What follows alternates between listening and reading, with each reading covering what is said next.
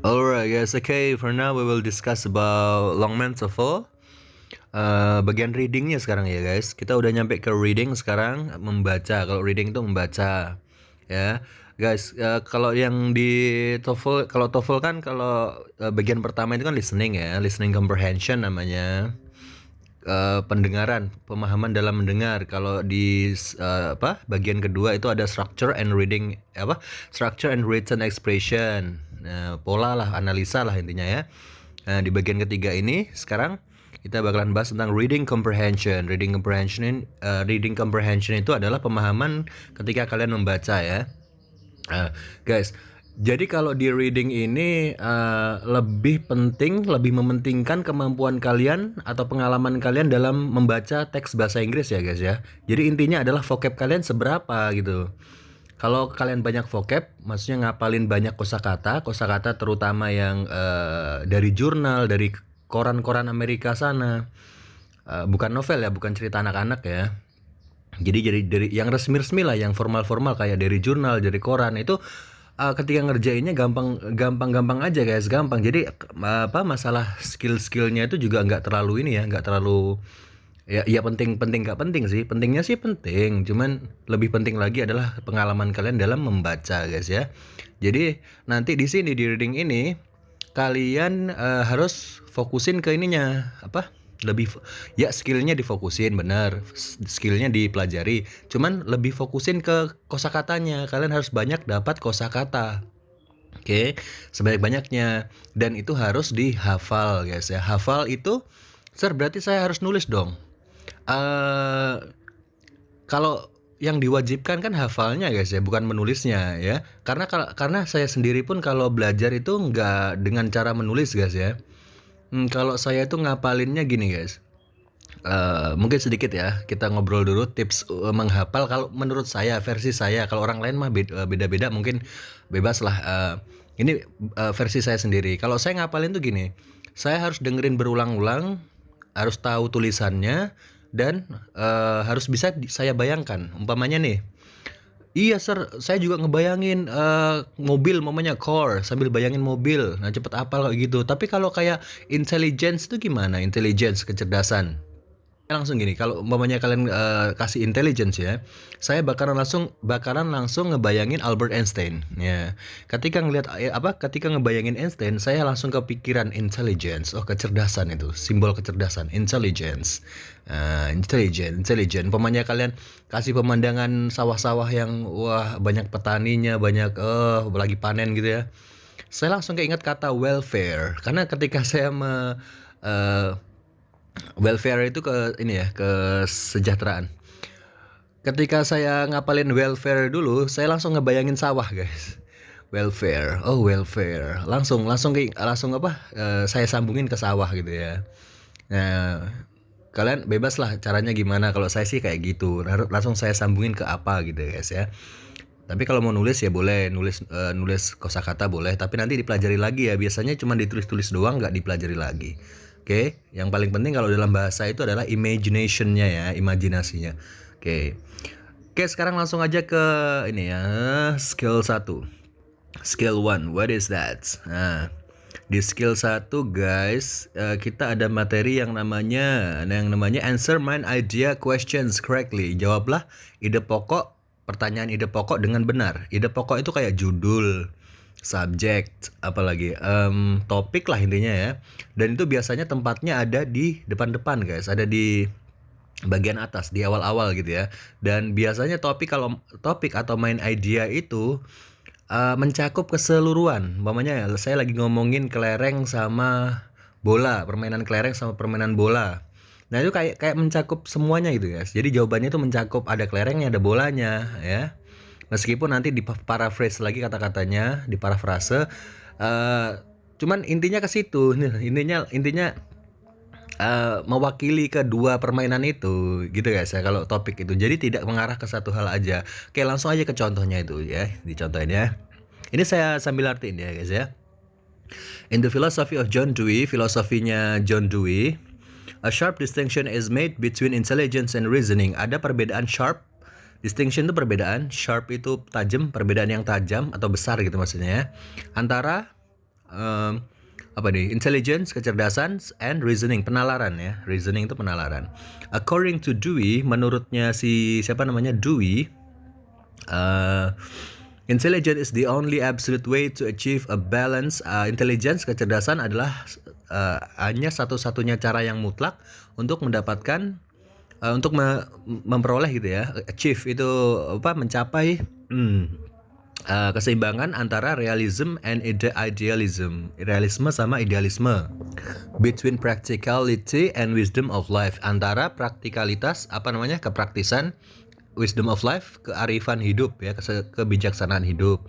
Intelligence involves melibatkan ya, kecerdasan itu melibatkan interacting with other things, berinteraksi dengan hal-hal yang lain, and knowing them, dan mengetahuinya atau mereka gitu ya. While reasoning, sedangkan reasoning atau penalaran itu merely the act of an observer, hanyalah tindakan dari seorang observer, itu pengamat. A mind that beholds or grabs objects outside the world of thing, pikiran yang melihat atau menangkap objek di luar dunia benda ya. Dunia ya, world itu dunianya benda gitu. Dengan penalaran, with reasoning, dengan penalaran, a level of mental certainty can be achieved. Dengan penalaran, suatu tingkat mental kepastian dapat dicapai. But it is through intelligence, namun melalui kecerdasanlah, that control is taken, kendali itu bisa diambil, taken of events, diambil atas peristiwa that shapes one's life, yang membentuk kehidupan seseorang gitu guys. Oke, jadi artinya saya rekap lagi, langsung bahasa Indonesia aja ya. Dalam filsafat John Dewey terdapat perbedaan yang tajam antara kecerdasan dan penalaran. Menurut Dewey, kecerdasan merupakan satu-satunya cara yang mutlak untuk mencapai keseimbangan antara realisme dan idealisme, antara kepraktisan dan kearifan hidup. Kecerdasan melibatkan berinteraksi dengan hal-hal lain dan mengetahuinya, sedangkan penalaran hanyalah tindakan seorang pengamat, pikiran yang melihat atau menangkap objek di luar benda. Oke. Dengan penalaran, suatu tingkat mental kepastian dapat dicapai, namun melalui kecerdasanlah kendali diambil atas peristiwa-peristiwa yang membentuk kehidupan dari seseorang gitu guys ya. Pertanyaannya adalah, what is the topic of this passage? Apa topiknya dari bacaan tersebut? Ya, apakah yang A, kecerdasannya John Dewey, B, perbedaan yang dibuat John Dewey, C, idenya Dewey on the ability to reason, pada kemampuan menalar, atau yang D, bagaimana intelligence berbeda dari penalaran menurut karyanya Dewey? Yang benar adalah yang D ya guys ya, karena mencakup dua-duanya, intelligence sama reasoning diwakili ya kan, ada maksudnya yang D itu ada intelligence, ada reasoning, jadi mencakup semuanya gitu ya. Dan tempatnya memang benar-benar kayak ini ya, di awal-awal gitu kan, intelligence and reasoning itu gitu guys ya. Oke. Coba kita ke TOEFL exercise 1 ya. Ya. TOEFL exercise 1. Alright, itu Fort Knox.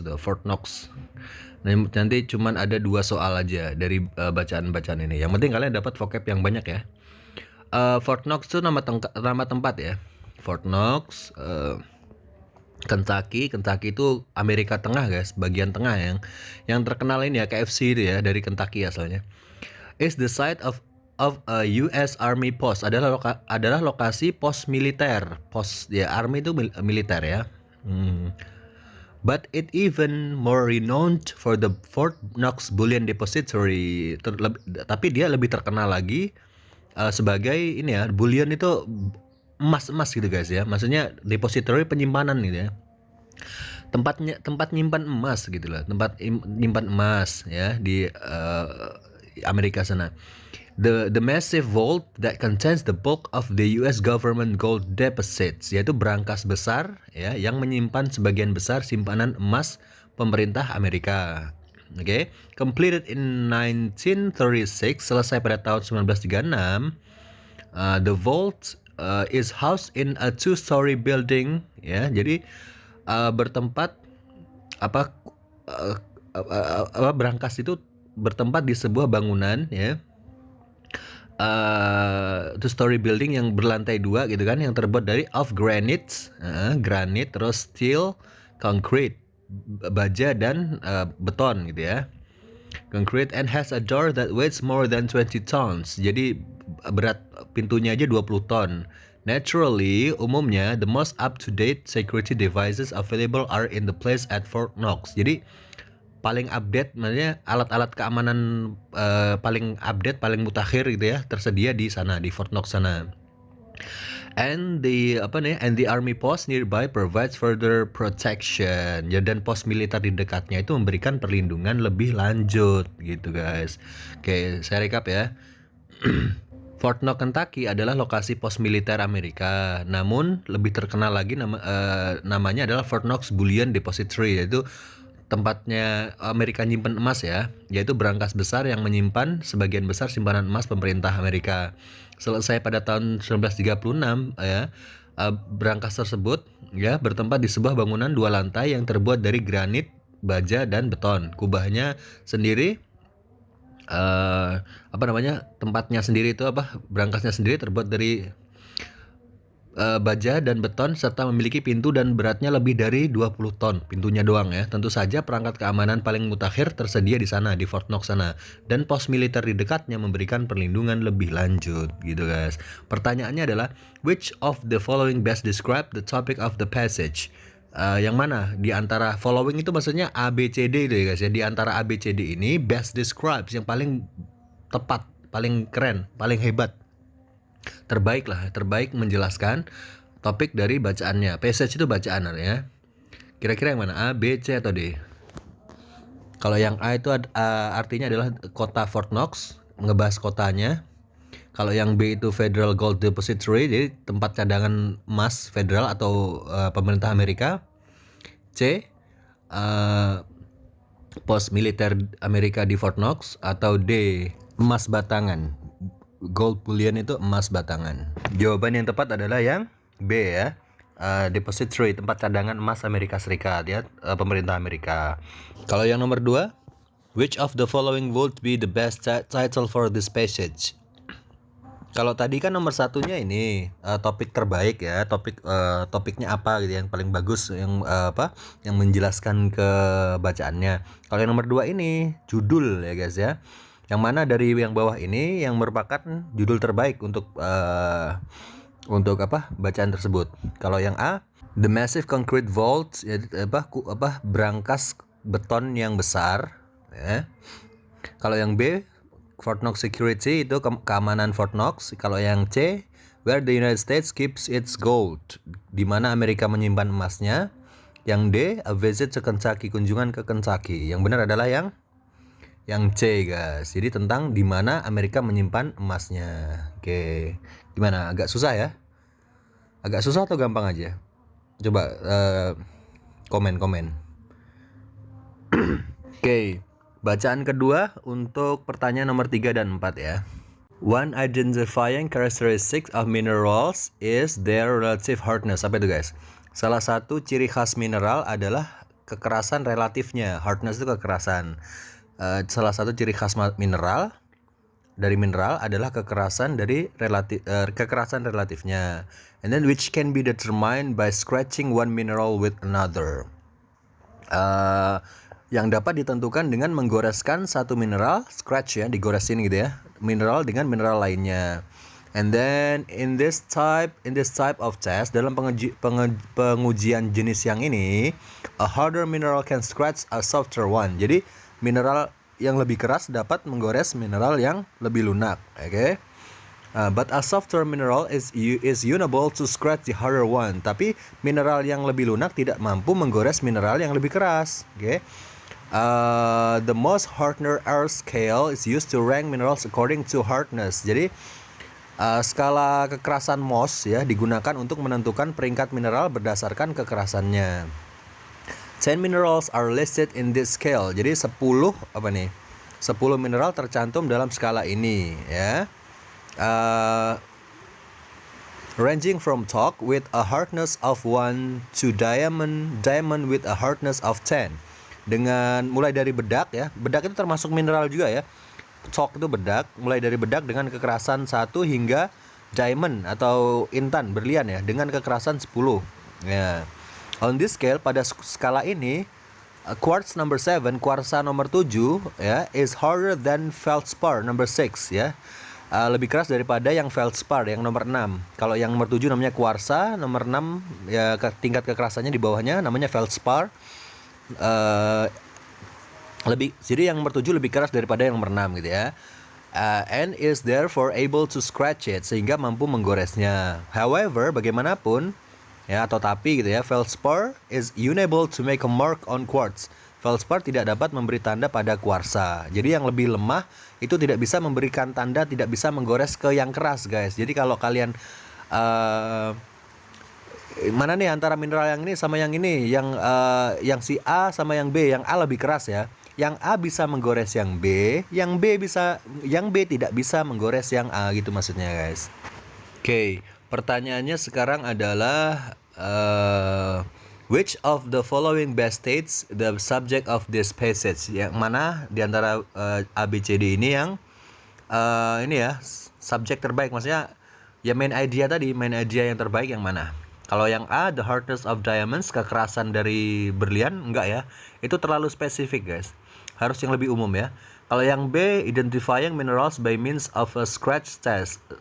Jadi mengidentifikasi mineral dengan menggunakan tes ini ya, tes gores ya. Ya, itu lebih tepat. Kalau yang C, feldspar on Mohs scale. Ini ngomongin feldspar yang number 6 tadi ya, enggak ya. Yang D, recognizing minerals in their natural states. Ya, mengenali mineral di tempat ini ya, tempat alaminya dia. Enggak ya. Yang paling tepat adalah yang B, cara mengidentifikasi mineral dengan tes ini ya, tes gores ya, tes gores. Gitu, guys. Nomor 4-nya, the main idea of this passage is that ya masih berhubungan nih, guys ya, masih subjek sama main idea masih sama. Jadi kita cari aja yang jawabannya hampir-hampir sama. Maksudnya sama dalam artian mencakup semuanya gitu loh, mencakup semua bacaan gitu ya. Kita cari dulu. A, the hardness of a mineral can be determined by its ability to make a mark on other minerals. Kekerasan dari suatu mineral itu bisa ditentukan dari ability-nya dia, kemampuan dia membuat tanda atau kalau digoreskan ada tandanya gitu ya, membuat tanda di mineral yang lain. Jadi kekerasan mineral itu bisa dibuktikan di situ. Apakah dia bisa menggores temennya yang lebih lemah gitu ya. Umpamanya nggak bisa, umpamanya malah kegores sama yang temannya, berarti temannya lebih keras gitu. Yang B, diamonds, berlian with a hardness of 10 on the Mohs scale can scratch all other minerals. Berlian dengan tingkat kekerasan 10 di ukurannya Mohs ya, Mohs scale itu nama skala ukuran gitu ya, bisa menggores semua mineral. Bisanya sih bisa, tapi dia tidak ini, guys, tidak kayak nggak mewakili bacaan ya. Dia fokus ke diamond aja ya. Benernya bener, secara fakta bener, cuma secara jawaban salah ya, terlalu spesifik. Yang C, a softer mineral cannot be scratched by harder mineral. Mineral yang lebih lembut tidak bisa menggores yang keras. Ya benar, cuman terlalu spesifik. Chalk, bedak, is the first mineral listed on the Mohs scale. Bedak adalah mineral yang terdaftar di Mohs scale. Kita nggak tahu ya, karena nggak ada keterangan di atas ya. Apakah chalk, bedak itu memang yang pertama? Kan nggak ada keterangannya. Berarti jawabannya adalah yang A gitu, guys. Oke, yang selanjutnya ya. Hurricanes. Hurricanes dia bacaan ketiga untuk jawaban nomor 5 sampai nomor 6. Wah, 2 doang ya. Kita capek dibacanya ya. Pertanyaannya cuma dikit-dikit doang ya. Oke, kita mulai ya. Hurricanes generally occur in the North Atlantic from May through November. Badai umumnya terjadi di Atlantik Utara dari bulan Mei hingga November ya, guys. With the peak of the hurricane season in September. Dengan peak itu puncak hurricane season, musim badai, in September, pada bulan September. And then only rarely will they occur, jarang terjadi ya. Occur itu terjadi Rarely itu jarang, terus occur from December through April. Jarang terjadi pada bulan Desember hingga April. In that part of the ocean, di bagian lautan tersebut ya, lautan ini ya, Atlantik Utara ya. And then the main reason for the occurrence of hurricanes during this period is that the temperature on the water surface is at its warmest, terhangat, terpanas, and the humidity of the air is at its highest. Maksudnya the main reason alasan utama for the occurrence terjadinya hurricanes, badai tersebut during this period, selama periode ini adalah bahwa temperatur dari permukaan air laut itu suhunya paling hangat ya, warmest itu paling hangat, it's warmest, and the humidity dan kelembapan dari kelembapan udaranya paling tinggi gitu guys. Of the tropical storms that occur each year in the North Atlantic, dari badai tropis yang terjadi setiap tahun di Atlantik Utara, only about 5 on the average, rata-rata hanya sekitar 5 badai gitu ya, are powerful enough to be called hurricanes, yang bisa disebut hurricanes atau badai ya. Oke. Jadi dari badai tropis yang terjadi setiap tahun di Atlantik Utara itu rata-rata cuma 5 yang cukup kuat ya, sehingga bisa disebut hurricanes atau badai yang besar gitu ya. To be classified as a hurricanes, untuk dapat diklasifikasikan sebagai badai yang besar, hurricanes itu badai yang besar gitu ya guys ya. A tropical storm, badai tropis, must have winds reaching speeds of at least 117 km per hour. Badai tropis harus memiliki kecepatan angin yang mencapai setidaknya 117 km per jam gitu guys. But the winds are often much stronger than that. Namun angin seringkali jauh lebih kuat daripada itu. The winds of intense hurricanes can easily surpass 240 km per hour. Kecepatan angin badai yang hebat dapat dengan mudah melampaui, surpass itu melampaui 240 km ya per jam gitu guys. Oke, saya rekap ya. Badai, hurricanes ya, badai besar umumnya terjadi di Atlantik Utara dari bulan Mei hingga November ya, dengan puncak musim badai pada bulan September. Jarang terjadi pada bulan Desember hingga April di bagian lautan tersebut. Penyebab utama terjadinya hurricanes ya pada periode ini adalah suhu permukaan air paling hangat ya, paling panas, dan kelembaban udaranya paling tinggi. Dari badai tropis yang terjadi setiap tahun di Atlantik Utara, rata-rata hanya sekitar 5 badai ya, storm ya, yang cukup kuat untuk disebut badai atau badai besar, maksudnya hurricanes ya. Hanya 5 storm yang bisa disebut hurricanes.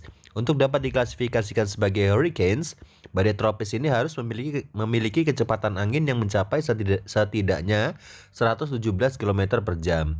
Namun angin seringkali jauh lebih kuat daripada itu. Kecepatan angin badai atau kecepatan angin hurricanes yang besar gitu ya, hurricanes yang besar dapat dengan mudah melampaui 240 km per jam gitu guys. So pertanyaannya, the passage mainly discusses maksudnya mainly discusses itu terutama membahas apa gitu loh guys ya.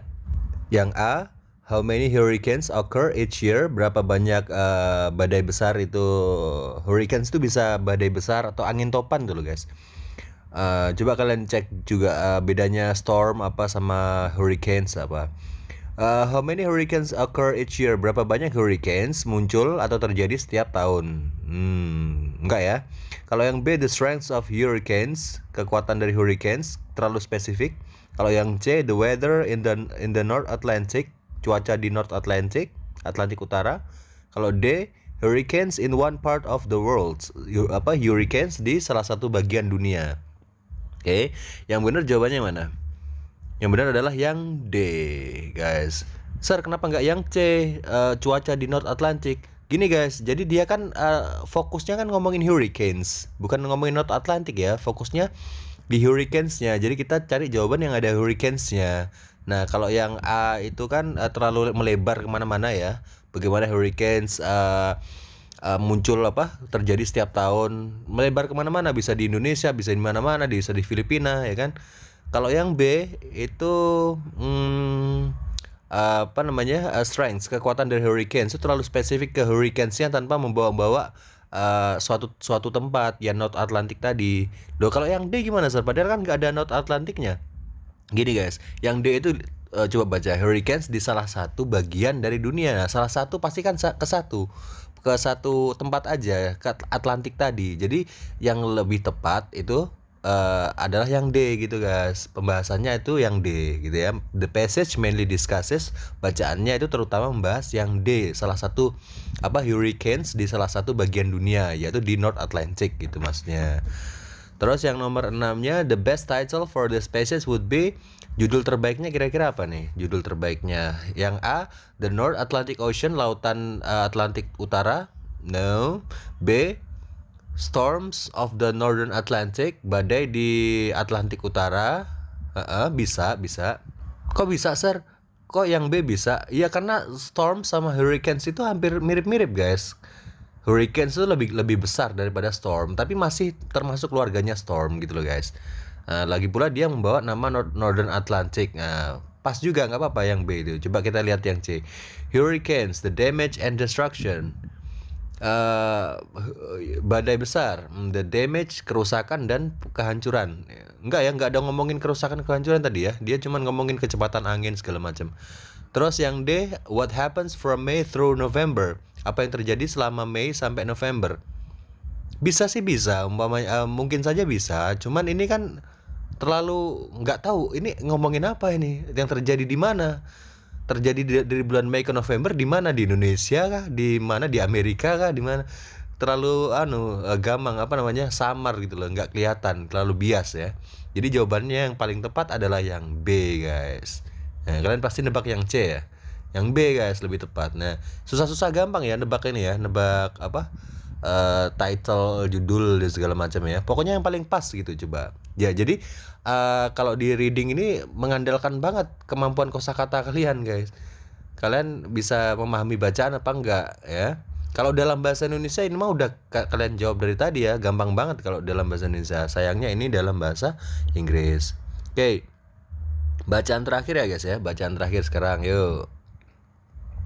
Di bacaan terakhir ada Henry Wadsworth Longfellow. Kalau tulisannya gede-gede kayak gitu tuh biasanya nama orang ya. Henry Wadsworth Longfellow. Tahun apa itu, Sir? 1807 maksudnya lahirnya, 1882 itu meninggalnya ya. Was perhaps the best known American poet. Best known itu mungkin adalah penyair Amerika paling terkenal ya gitu maksudnya ya. The 19th century, di abad ke-19. And then his clear writing style and emphasis on the prevalent values, maksudnya gaya penulisannya yang jelas dan penekanan pada nilai-nilai values tuh ya.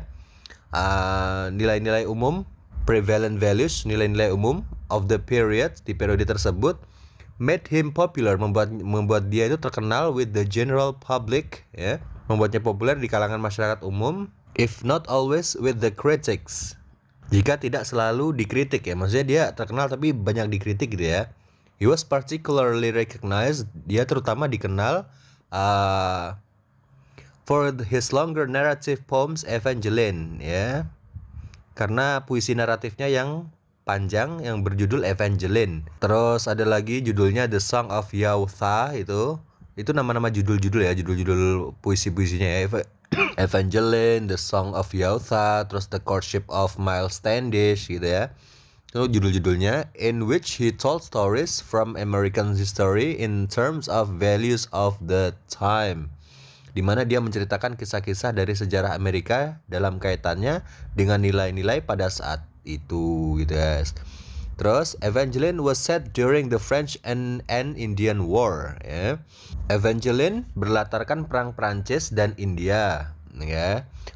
Tahun itulah 1754 1763. When the British forced French settlers from Nova Scotia, ketika Inggris memaksa pemukim Prancis keluar dari Nova Scotia, nama tempat ya. Ingat kalau tulisannya gede-gede kayak gitu tuh hurufnya depan besar-besar, itu biasanya nama tempat, nama orang kayak gitu-gitu ya. Pokoknya nama, jadi nggak ada artinya. vocabnya nggak ada. Ketika Inggris memaksa pemukim Prancis keluar dari Nova Scotia. Terus two lovers, dua kekasih, Gabriel and Evangeline. Gabriel dan Evangeline were separated by the British, dipisahkan oleh orang Inggris. And Evangeline devoted her lifetime to the search for Gabriel. Nah, Evangeline mengabdikan hidupnya untuk mencari Gabriel gitu guys. With its emphasis on sentimental, dengan penekanannya pada cinta yang sentimental, ya, undying love, maksudnya undying love itu cinta yang abadi. Terus Evangeline was immensely popular with the public. Evangeline sangat populer di kalangan masyarakat gitu guys. In the Song of Hiawatha, Longfellow depicted the noble life of the American Indian through the story of the brave Hiawatha and his beloved wife Minnehaha. Dalam The Song of Hiawatha, Longfellow itu si penulis si puisi tadi ya, penulis puisi itu penyair lah ya. Longfellow menggambarkan kehidupan mulia orang Indian Amerika ya. Noble life, kehidupan yang mulia orang Indian Amerika ya, orang asli Amerika, maksudnya suku Indian itu ya, melalui kisah Hiawatha yang pemberani dan istri tercintanya yang namanya Minnehaha ya. Minnehaha. Terus the tear-inspiring poem follows Hiawatha through the tragedies and triumphs of life. Puisi yang menginspirasi air mata mengikuti Hiawatha melalui tragedi dan kemenangan hidup guys. Triumphs of life itu kemenangan hidup. Terus ending with the death of Minnehaha and Hiawatha departure into the sunset in his canoe. Berakhir dengan kematian si Minnehaha dan kepergian Hiawatha menuju matahari terbenam dengan kanonya, perahu kano gitu loh guys ya. Terus The Courtship of Miles Standish. Kalau Courtship of Miles Standish takes place during the early period of the settlement of New England. Jadi buku yang puisi judulnya The Courtship of Miles Standish itu terjadi pada periode awal pemukiman New England ya guys. A period which was viewed as a time of honor and romance. Periode yang dipandang sebagai masa kehormatan dan romansa gitu. And then in this poem centered around a love triangle. Fokusnya dalam puisi tersebut berpusat pada cinta segitiga ya. Miles Standish asked his friend John Alden to propose Priscilla Mullins for him. Jadi Miles Standish nama orang ya, meminta temennya John Alden nama si temennya untuk melamar Priscilla Mullins untuknya. Gitu guys. John Alden ends up marrying Priscilla Mullins himself. Tapi pada akhirnya John Alden lah yang menikahi si Priscilla Mullins itu, gitu guys. Jadi saya punya teman namanya Doni. Don, bilangin ke si Priscilla dong kalau saya suka sama dia, saya mau ngelamar dia. Nah, tiba-tiba Doni yang jadian sama si Priscilla itu guys. Jadi cinta segitiganya gitu ya. And it takes time for his friendship with Miles Standish to recover. Ya, jadi butuh waktu untuk memulihkan persahabatannya dengan Miles Standish ya. Udah ditikung nggak, maksudnya gitu ya, ditikung. As with Longfellow's other narrative poems, ya seperti puisi naratif Longfellow lainnya, gitu guys. The emphasis on high ideals and romance made the poem extremely popular. Penekanan pada cita-cita tinggi dan romansa membuat puisi tersebut sangatlah populer gitu guys. Oke, saya rekap ya. Henry Wadsworth Longfellow 1807 sampai 1882 mungkin adalah penyair Amerika yang paling terkenal pada abad ke-19. Gaya penulisannya yang jelas dan penekanan pada nilai-nilai umum pada waktu itu, pada masa itu membuatnya populer di kalangan masyarakat umum. Atau bahkan tapi dia selalu dikritik ya, meskipun banyak yang kritik juga. Dia terutama dikenal karena puisi naratifnya yang panjang, yaitu judulnya Evangeline, The Song of Hiawatha, terus The Courtship of Miles Standish, di mana dia menceritakan kisah-kisah dari sejarah Amerika dalam kaitannya dengan nilai-nilai pada waktu itu ya. Evangeline itu ya puisinya Evangeline yang berjudul Evangeline berlatarkan perang Prancis dan India 1754 sampai 1763 ketika Inggris memaksa pemukim Prancis keluar dari daerah namanya Nova Scotia ya. Dua kekasih yang namanya Gabriel sama Evangeline dipisahkan oleh orang Inggris itu ya, orang-orang Inggris ya. Dan Evangeline mengabdikan hidupnya untuk mencari si Gabriel. Dengan penekanan pada cinta yang sentimental dan abadi, cinta yang abadi ya, Evangeline sangat populer di kalangan masyarakat. Terus dalam The Song of Yotha, Longfellow menggambarkan kehidupan mulia orang Indian Amerika melalui kisah Hiawatha yang pemberani dan istri tercintanya yang bernama Minnehaha. Puisi yang menginspirasi air mata mengikuti Hiawatha melalui tragedi dan kemenangan hidup. Berakhir dengan kematian Minnehaha dan kepergian Hiawatha menuju matahari terbenam dengan perahu kanonya. Terus yang The Courtship of Miles Standish itu terjadi pada periode awal pemukiman New England ya. Periode yang dipandang sebagai masa kehormatan dan romansa dalam puisi yang berpusat pada cinta segitiga. Miles Standish itu meminta temannya John Alden untuk melamar Priscilla Mullins untuknya. John Alden akhirnya menikahi Priscilla Mullins itu sendiri ya, dan butuh waktu untuk memulihkan persahabatan mereka ya, maksudnya persahabatan dia dengan Miles Standish. Seperti puisi naratif Longfellow lainnya, penekanan pada cita-cita tinggi dan romansa membuat puisi itu sangatlah populer gitu guys. Extremely itu sangat gitu ya. Gitu guys. Pertanyaannya adalah which of the following the best describe main idea of the passage? Oh, nanya ide pokok ya. Ide pokok. Kalau yang A, American history is often depicted in poetry. Depicted itu digambarkan. Sejarah Amerika sering digambarkan dalam puisi ya.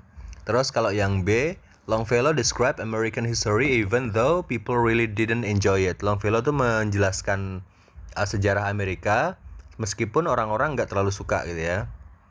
Bisa benar, soalnya tadi kan banyak kritik dia kan, banyak kritik. Yang C, the popularity of Longfellow's poems results from his stress on the values of the people.